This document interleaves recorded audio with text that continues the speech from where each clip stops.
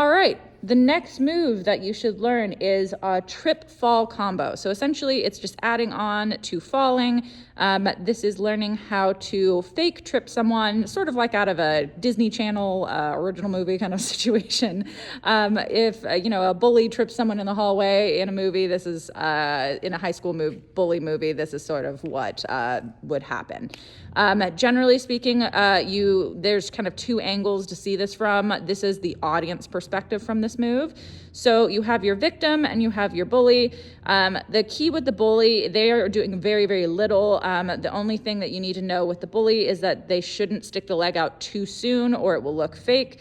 So they need to wait until the last second to stick the foot out to trip their victim. Victim is going to start walking towards their bully. Go ahead and do that. Nice and slow. They're going to take a step over the foot of their bully, letting their back foot catch on that tripped foot, the foot that has been extended by the bully.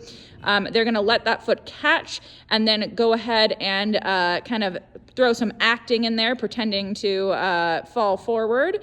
And then they're going to stage fall, making sure she caught herself with her hand there, but she would stage fall there and make sure to fall safely so that she wouldn't hurt herself falling. All right, from a different perspective, we're gonna do that again. Okay, here we go.